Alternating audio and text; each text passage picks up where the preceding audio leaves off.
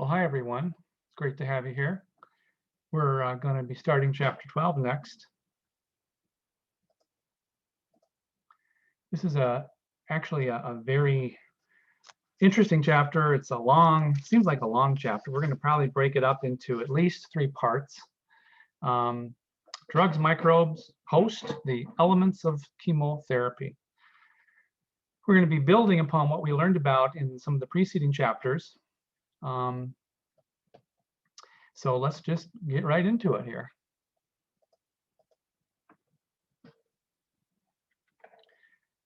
I think it's worth stopping for a moment and thinking about just how prevalent disease was for humans over the last 300,000 years since we've been on Earth. We so take for granted the modern healthcare system that we're privileged to be within.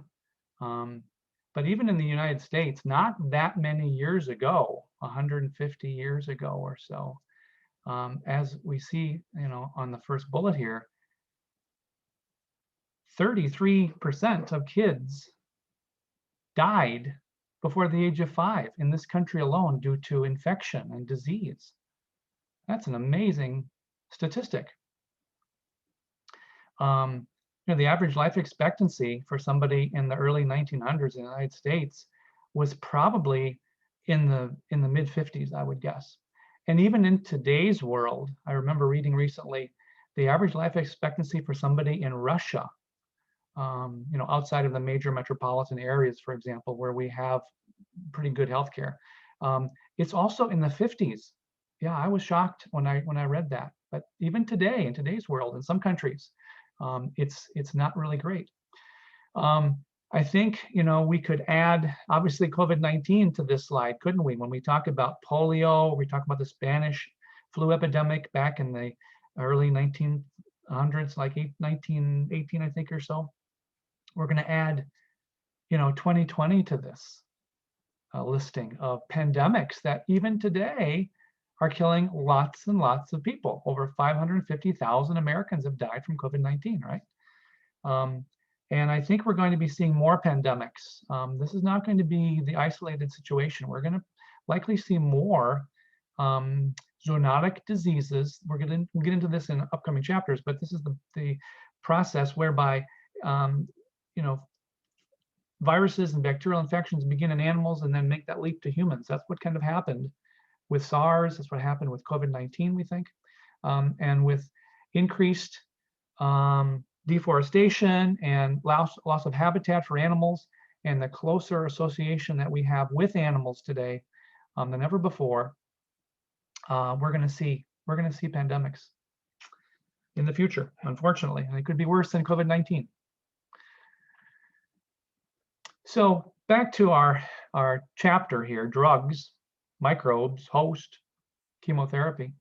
We're going to be talking about different kinds of drugs and what they do, how they impact microbes. We'll focus mostly on bacteria, but we will also talk about antiviral drugs. We'll talk about protozoan drugs. We'll talk about anti-helminth worm drugs.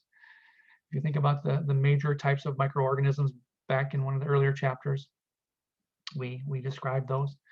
But the development of a drug is easier said than done. Oftentimes it takes many, many years of research, clinical trials, billions of dollars being spent, right? The exception to the rule, of course, is the current vaccines that have been developed for COVID, which have been done in record time. That's a whole nother story, of course.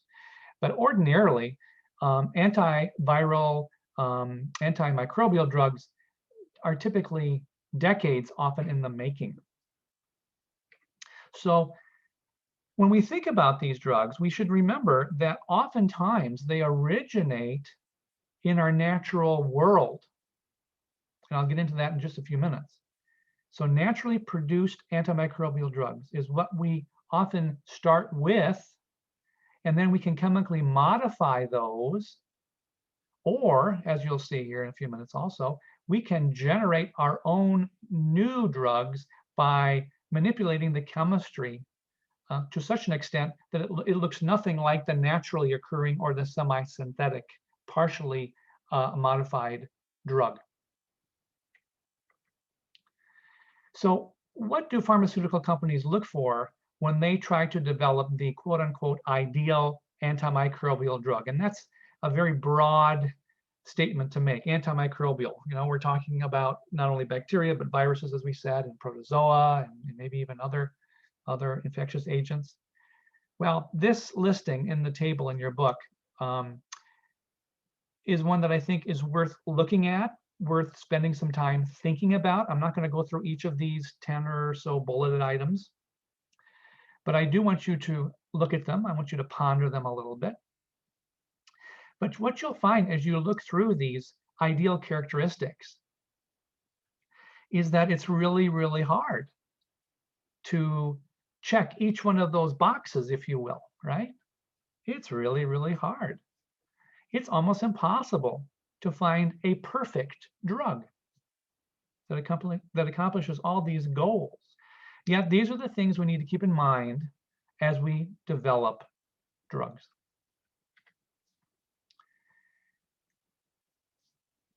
We'll talk about antibiotics a lot in chapter 12. And we should be mindful of the fact that the first antibiotics that we came to use came from living microorganisms. In fact, there's a whole slug of antibiotics that we've discovered are produced by bacteria and some fungi. And that's what we see here. The genus Streptomyces and the genus Bacillus. Some of you will recognize Bacillus because we've started to culture that in the lab, right? Bacillus stereothermophilus, Bacillus megaterium, right? Bacillus subtilis. These are examples of different species of Bacillus that we have worked with or will work with. And if you think back to, I think, the second lab, we also surveyed different kinds of fungi. We mentioned Aspergillus, we mentioned Penicillium, right? And I passed around some Petri plates where you saw those fungi growing. Penicillium and Cephalosporium, of course, indicating genera of the kingdom fungi from which we've been able to synthesize and develop particular types of antibiotics. Penicillin, of course, is the one you're all familiar with. Well, it stands to reason that these microorganisms are producing antimicrobial drugs of their own in an effort to survive out in the world, right?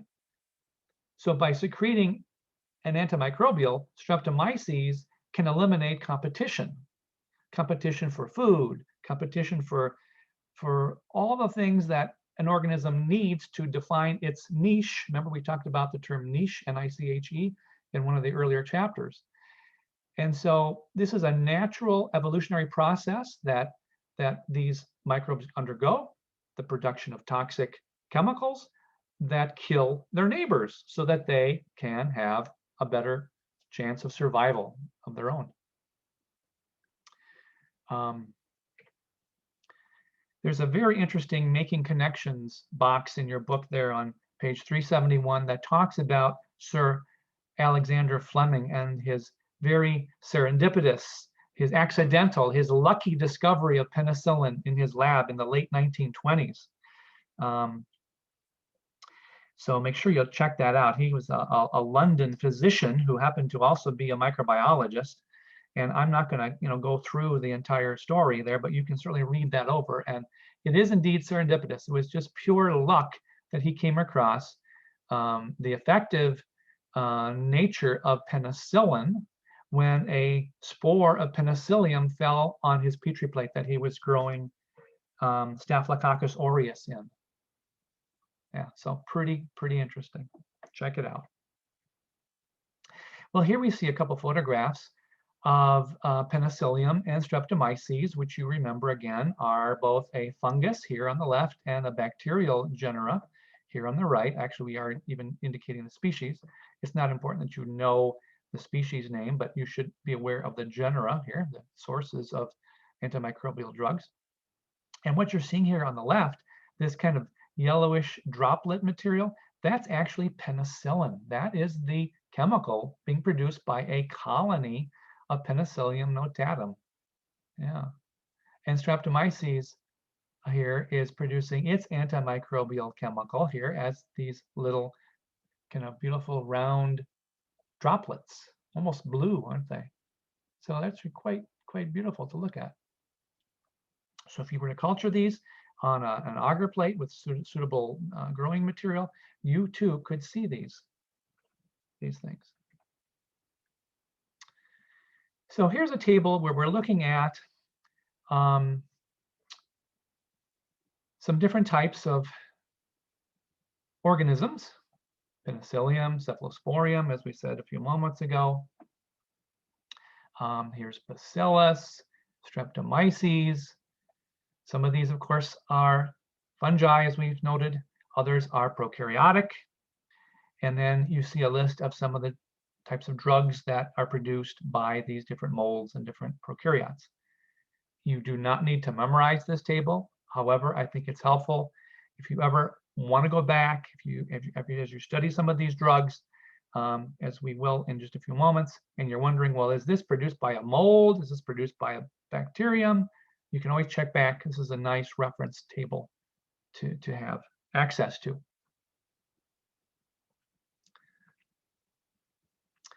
You'll also be running into lots of terms that you're going to want to begin to understand. And I think some of these you've already heard of.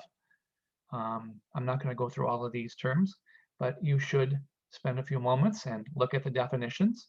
I'll simply say a few words here about some of these. We've already talked about how most of these antibiotics, at least those that Fleming was lucky enough to find, penicillin, came as a natural byproduct of the mold or of the bacterial species.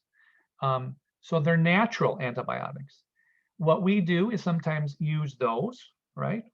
But we also can sometimes take naturally occurring antibiotics and we can play with their chemistry and come up with semi-synthetic drugs.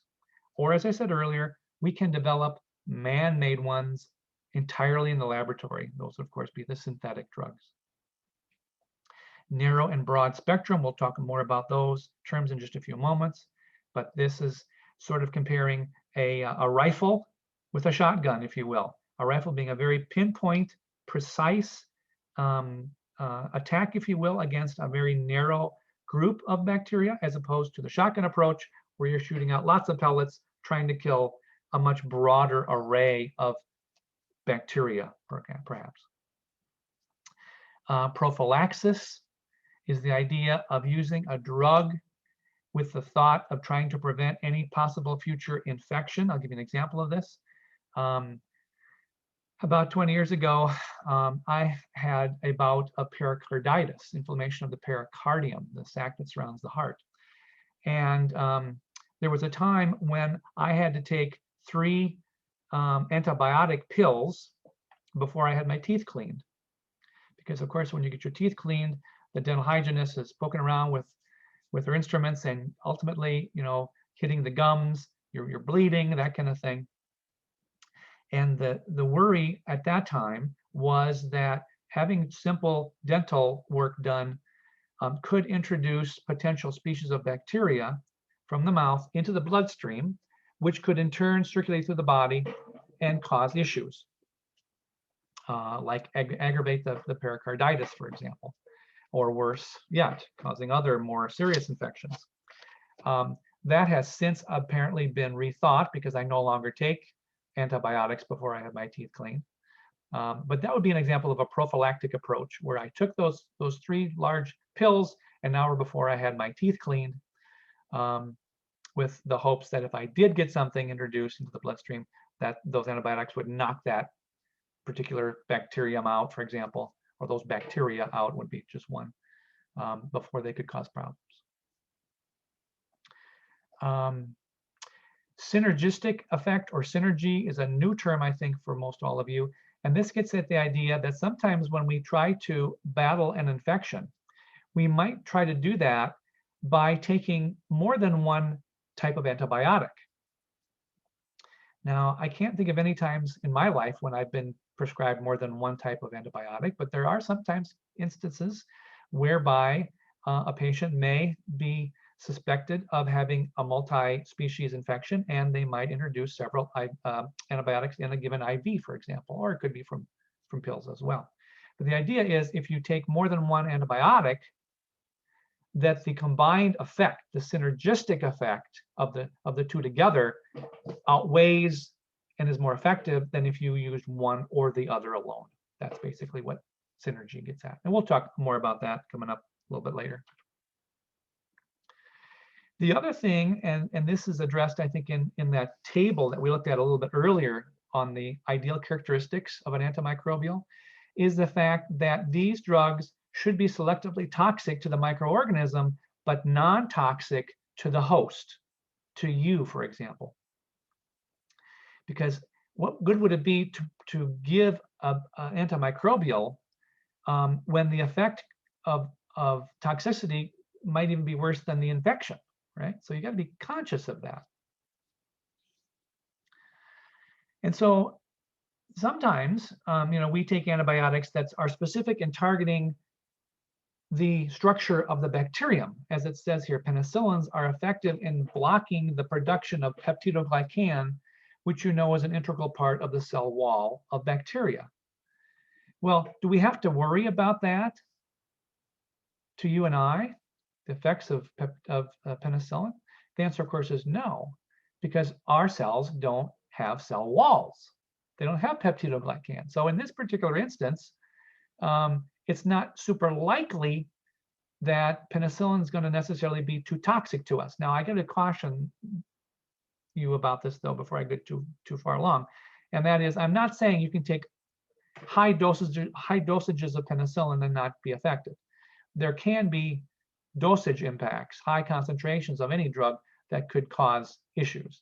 But as it stands alone, the penicillin is targeting a structure that's not part of our cells. So the toxicity issue is not going to be as big a problem potentially as, say, a drug that, say, targets cell membranes, right, which are found in both bacterial cells and in eukaryotic cells, in your cells. So in that situation, we got to be careful, maybe more careful than, say, using drugs that target specific microbial cellular structures.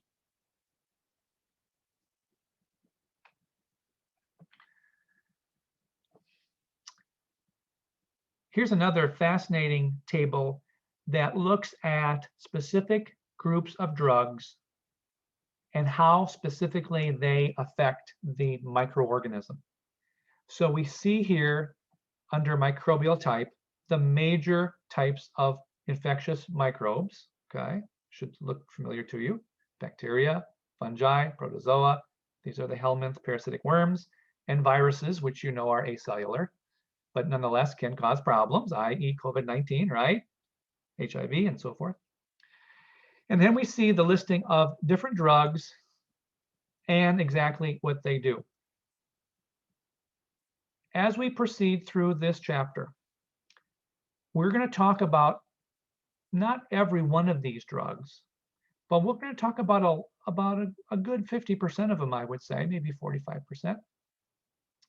So if you want to ever come back to a single table that lists all these drugs and what they do and what cells, what microbes they target, this is the table to make note of. So that's why I say worth bookmarking, worth even printing it off and having it with you as a separate standalone page. I think that would be really a smart thing to do, because you're going to want to begin to connect the dots. You're going to want to begin to understand what drug impacts what microorganism, and specifically how does that drug work. Again, we're not going to go through all of these, but we're going to go through some of them. Okay. We alluded to these two terms in that table 12.3 a few moments ago, narrow and broad spectrum. So I'm not going to really spend a whole lot of time on this. I think you have a fairly good understanding, I hope, of what the difference is between a narrow spectrum and a broad spectrum antibiotic, for example, or antimicrobial drug. So I'll just ask you to kind of look that over. And then this is a new figure that they put in the 11th edition of your book. This was not in the 10th edition. They had another figure which I didn't particularly care for. I think this is a little bit better because it gives you a better sense of spectrum of effectiveness when we talk about, again, narrow spectrum versus broad spectrum. So what we're looking at basically here are a number of different sorts of diseases, right?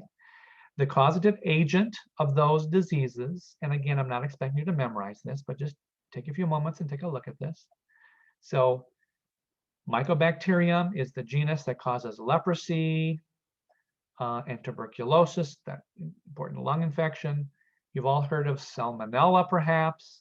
You've heard of the plague, perhaps, due to certain types of gram-negative bacteria. Here's infectious gram-positive bacteria, staph infections, strep throat. You've all had that probably in your life. The chlamydias, if you remember back in the prokaryotic chapter, we surveyed some of those special, unique prokaryotic cells. That was this group, the chlamydias, the really small, tiny intracellular parasites. And same with rickettsias. Yeah, they're kind of unique prokaryotes, but they can cause some pretty nasty infections. And then we see at the bottom half of this figure a number of different types of drugs and which specific group of genera, or which specific genera, I should say, of bacteria they target. So obviously something like polymyxin is targeting just a very narrow group of mycobacteria and gram-negative bacteria, while the tetracyclines have a much broader spectrum of impact, causing the death, hopefully, of gram-negative, some gram-positive, some chlamydia, and some rickettsias, a much, much broader array of targeted microorganisms. And so I kind of like this just from the standpoint of it being sort of visual. You get a sense of the difference between narrow spectrum, like these two guys, versus, say, broad spectrum, like the tetracyclines and the penicillins also would be considered broad spectrum. Although there are narrow spectrum penicillins just as well as there are broad spectrum penicillins, so it gets kind of complicated.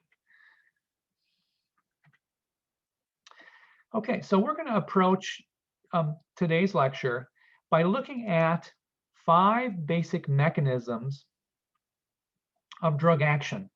And this particular figure is one that the 11th edition of your book did not adopt, and I'm not sure why, because I really like it, so I kept it.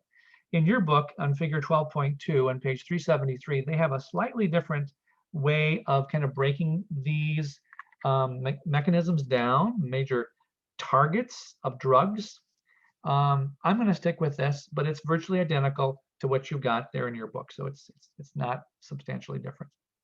But basically what it's saying is we have certain types of drugs that target the cell wall of microbial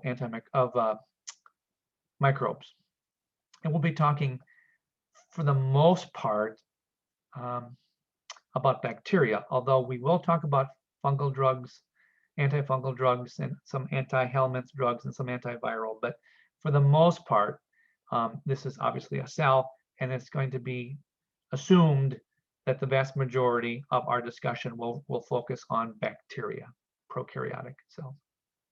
So we can target cell walls. We can target, some drugs will target cell membranes.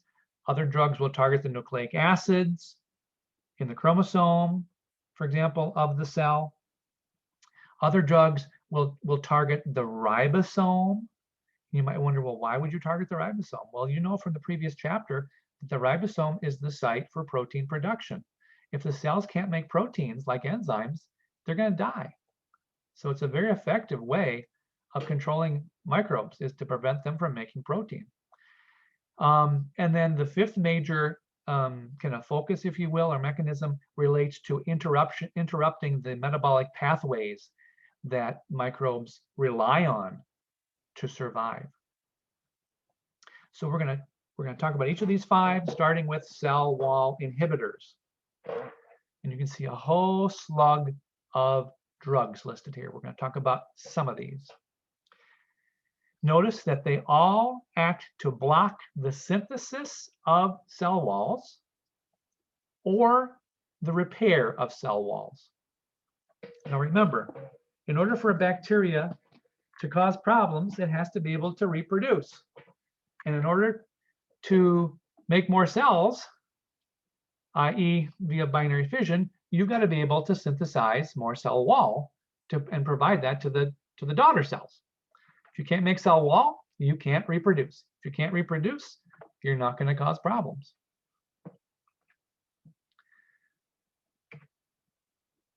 So you remember from one of the earlier chapters that, again, most all bacterial cell walls have some degree of peptidoglycan in them.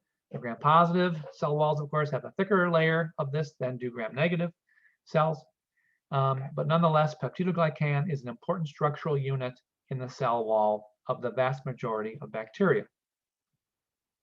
And so two groups of drugs that specifically prevent the synthesis of peptidoglycan, preventing the cell from reproducing, making more cell wall, and ultimately causing the lysis of the cell, are the penicillins and the cephalosporins. And the best time generally to use any sort of antibiotic, but especially those that focus on cell wall construction, would be to target young cells, because again, that's when the cell division is taking place. That's during the time we have exponential growth. Remember the different phases of growth within a population of bacteria? Go back into one of the earlier chapters. I think we just talked about that recently. So targeting those cells that are beginning to really divide quickly gives you the best chance of control. So here we see on the left a Staphylococcus cell with its cell wall, illustrated, of course, in sort of a olive color, with peptidoglycan being an important integral part. This is a gram-positive bacterium. Here's what it would look like under the electron microscope, electron micrograph. And if we look at the peptidoglycan, again, go back into chapter 4, page 102, and you will remember we have these alternating sugars here called NAM and NAG, NAM and NAG. And these NAM and NAG sugars are bonded together via peptide. There are peptide bonds here. Even though these are sugars, there are also peptides embedded in here as well. And these help to hold that peptidoglycan in place, these important cross linkages, these bonds basically that form this framework. Well, when you subject Staph aureus, especially a young culture of Staph aureus, to penicillin, for example, what it does is it prevents some of these cross linkages from forming. And if you cannot form cross linkages, you cannot make peptidoglycan, and the cells basically will begin, the cell wall will begin to weaken, as we see occurring here, and eventually the cell will lyse, it'll pop. The membrane and the cell wall will break. And so here we see an electron micrograph of some living Staph aureus cells here in kind of orange, but here, or yellow rather, but here are some that have died. They've lysed, they've popped. The entire structural framework of the cell wall is interrupted. Cells die. Now, the penicillins are a broad group of antibiotics. It's not just one, but there's a whole slug of them. And most all of these drugs within this group of penicillins end in the suffix -cillin. I'll give you some examples of this in just a minute. But penicillin is just one example of antimicrobial in this family of the penicillins. And a lot of these, as it indicates on the third bullet, can be made in the laboratory, but it's been found that by taking natural penicillin and growing it industrially in large fermentation vats, and then chemically modifying the naturally occurring types, has been a much better approach to take than to try to make them from scratch. While we can do that, most of the penicillins that we use today are basically semi-synthetic forms. So here's what I was talking about a few moments ago. And don't let this confuse you. This is not as complicated as it looks. What I've got here in the center is the first antibiotic that Fleming discovered serendipitously in his lab in 1928. It's called penicillin G. And in blue, in the blue box, is the portion of the penicillin drug that is common to all types of penicillins. All right, so again, the penicillin family group of drugs all has this same basic chemistry as shown in blue. This kind of rectangular structure, this ring, is called a beta-lactam ring. So I'm referring to the yellow box here. So beta-lactam ring here in red. And then in yellow, or green rather, is a pentose sugar called thiazidolidine. Again, the chemistry is not important. I'm not going to ask you to regurgitate this or draw it on a test or anything like that. But I think it's worth your while to understand that all penicillins have this beta-lactam ring, this kind of four-sided ring, and this five-sided thiazolidine ring. All penicillins have that. What makes each penicillin different is the R group, and that's shown here in green. Now, you might remember from basic biology or A&P1, when we talked about amino acids, we talked about something quite similar, and that is that of the 20 types of amino acids, all amino acids have a central carbon bonded to what's called a carboxyl or acid group, and then on the opposite end of that carbon is what's called an amine group. That's where it gets the name amino acid. Okay, what makes each amino acid unique is what's bonded to the third part of the carbon, and that's an R group. There are 20 different R groups. Thus, there are 20 different amino acids, yet they all have the amino acid component of the molecule. Same idea here. All penicillins have the red and the green rings, but they have unique R groups. So now you can begin to understand, I hope, how methicillin, penicillin 5, I'm not going to try to pronounce that, cloxacillin, nafcillin, ampicillin, maybe you've heard of ampicillin. I think that's quite commonly prescribed to people. These are all penicillins because, again, they end in cillin, right? We said that a moment ago. And what makes them unique, of course, are these various R groups.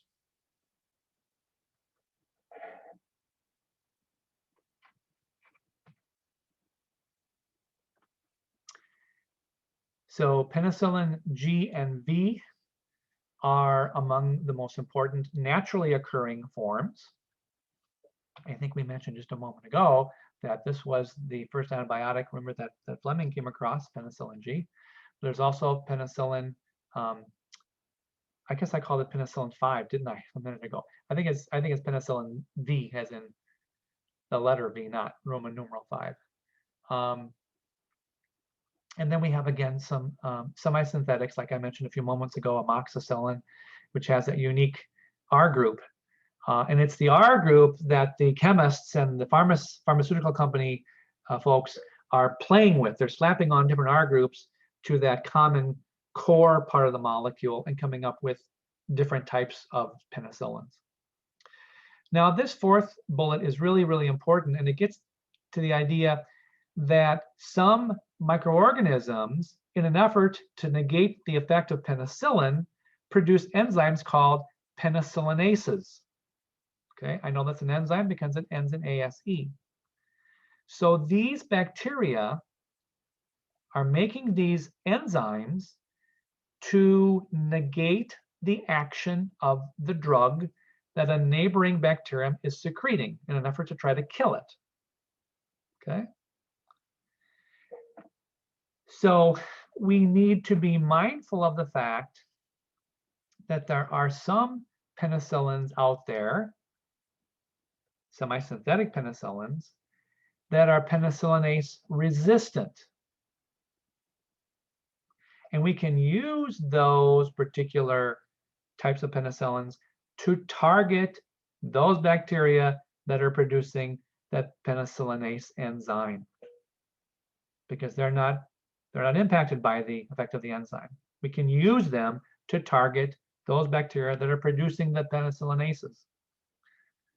One big issue that we often see in penicillin usage is the issue of allergies, that some people are allergic to penicillin, so they have to go with another drug to treat that particular infection. That's not very uncommon, actually. And then this issue, of course, with drug resistance is becoming much, much bigger an issue over the last 50, 60 years or more. And we'll talk specifically about drug resistance and how that happens a little bit later in chapter 12. But those are the major issues that we've run across with regard to the use of penicillins. We still use them today, but we have to be careful we don't overuse them. That's the case really for any antimicrobic. We don't want to use them, because we then end up increasing drug resistance characteristics in other bacteria. The cephalosporins were the other group that I made mention of that, again, are targeting the cell wall of bacteria, right? So let's talk a little bit about the cephalosporin group of drugs.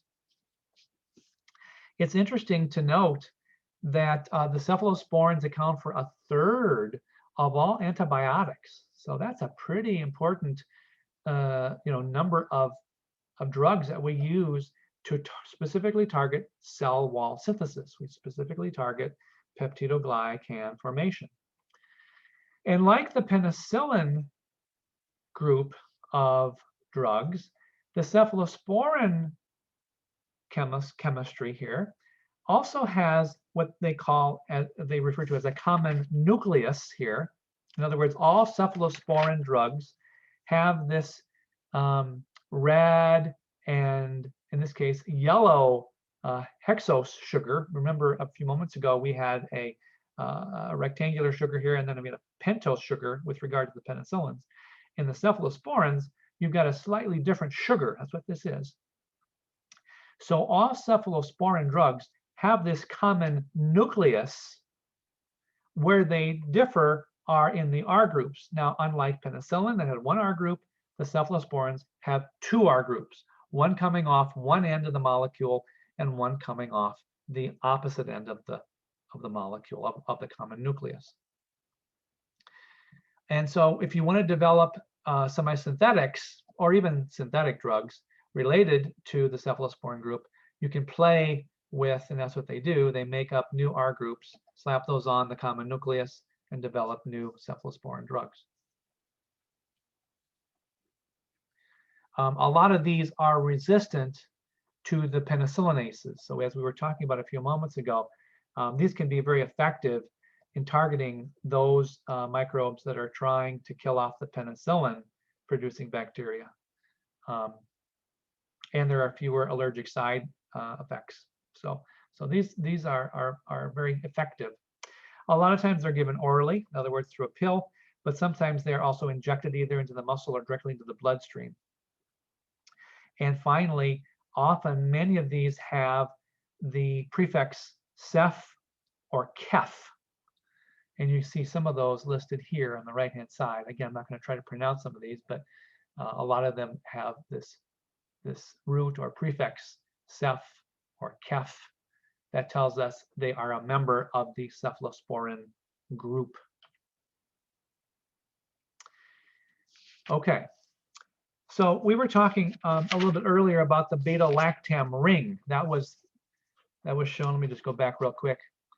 The beta-lactam ring was this rectangular part of the penicillin, as well as the cephalosporin chemistry. Okay, this is called the beta-lactam ring. There are groups of drugs that don't have beta-lactam rings in them. And there's just a short little blurb about this in your book. So I'm going to just spend a few moments talking about types of drugs that, like penicillins and cephalosporins, target cell wall production, but their chemistry is unique. They don't have, again, that kind of rectangular beta-lactam ring in their chemistry. And these are three: vancomycin, bacitracin, and isoniazid. I think the one that most of us are perhaps a little more familiar with is this middle one here called bacitracin, because bacitracin, which is derived from a particular strain of Bacillus subtilis, is often incorporated in a topical ointment. And Neosporin is probably the best known commercial product, although you can go out and buy generic triple antibiotic ointments, right? Or you can buy bacitracin cream at any pharmacy. And if you look super close, you'll see bacitracin listed as one of the ingredients here too. And I know it's kind of hard to see. It says there contains bacitracin, zinc, neomycin sulfate, polymyxin, and sulfate. So this is an integral part of many of these topical ointments, and very effective. If you've ever used triple antibiotic ointment or Neosporin, you know on a cut, it's really, really, really great to use. The isoniazid non-beta-lactam ring cell wall inhibitor is kind of unique in that it's targeting mycolic acid. And if you think back to back when we did staining about a month ago or more, we did spend some time looking at acid-fast bacteria. We stained Mycobacterium that particular day. And that was a unique staining procedure that involved the need to use special types of stains in concert with steam to drive the dye into the mycolic acid within the cell wall. The other thing that I want to just point out, as I've noted on the slide here, you're going to be running into terms where I put in boldface red color. If you click on this, it will play the pronunciation of the word for you, because some of these drug names are really tongue twisters, I think, sometimes. At least I find them to be that way. So if you're not sure how to pronounce some of these, if it's underlined and red, click on it. Okay, moving from the cell wall inhibitors now to the cell membrane inhibitors, or affecting somehow the cell membrane. You remember from one of the earlier chapters that all bacterial cells have a cell membrane. It's typically inside of the cell wall. And we're going to talk about just one group of drugs called the polymyxins. And like the bacitracin that we just talked about a moment ago, the polymyxins are often also incorporated into topical ointments. And so I'll go back again to Neosporin and triple antibiotic ointment. And here I have sort of circled and put a little glow around the polymyxin B sulfate, the common ingredient of these two topical ointments. And it turns out that the polymyxin antimicrobial drugs tend to be especially effective against Pseudomonas aeruginosa. This is actually a bacterium that we have cultured and do grow in the lab. We don't use the virulent form so much, but you've perhaps heard of Pseudomonas aeruginosa. What does this actually do? Well, if you think about the cell membrane architecture, and here we're looking, of course, at the model of a typical cell membrane. This could be a cell membrane of a eukaryotic cell as well as a prokaryotic cell. We have the phospholipid bilayer, and we have embedded proteins, right, depicted by these blue structures. Some of these proteins span the entire bilayer, while others may serve to be on just the surface of the cell membrane, or others may be anchored to the inner cytoplasmic end of the membrane. So what we've got here are the polymyxin B chemicals denoted by the green structures. They've incorporated themselves into the bilayer, and look what they're doing. They're causing the cell membrane to basically rupture, to crack open. And obviously, the cell membrane is going to deteriorate, and this could very well lead, likely does lead, to the lysis and death of the cell. So in the same way that detergents, they're called surfactants, can get in and break up lipids, this is really the same sort of thing that happens to the lipids of cell membranes. The polymyxin acts like a detergent, it basically emulsifies the fat, breaks it open, cell membrane lyses, cell dies. A third target or mechanism of drug action relates to the nucleic acids, and you know those, of course, are DNA and RNA. And we note here inhibition of DNA replication. One particular group called the quinolones will do that. And then we have another group of drugs that will impact the protein synthesis process by influencing or affecting transcription. And you remember, again, I hope, from the previous chapter, that transcription is the process whereby messenger RNA is made from the template strand of DNA.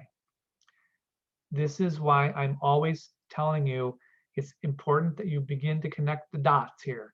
We've learned about transcription, we've learned about DNA replication back in the earlier chapters. I'm assuming you understand those mechanisms and those processes, because now you can better understand how drugs impact those. So let's talk a little bit about nucleic acid impact. A group of quinolones called fluoroquinolones are going to specifically target a group of enzymes called the helicases. Now, we did not talk about helicase specifically back in one of the earlier chapters. We talked about DNA polymerase. But DNA helicase is basically one of those enzymes that assists polymerase in helping to take that double helix and basically unwind it a little bit, because remember, it's in the double helix. And so by unwinding it and then beginning to break the hydrogen bonds between the nitrogenous bases in the center of the double helix, the replication process or the transcription process can occur naturally. Well, it turns out that these bacteria often will try to get in there and replicate their DNA or transcribe that DNA, in an effort to ultimately make protein. And what we can do is we can introduce these fluoroquinolones into the population of bacteria.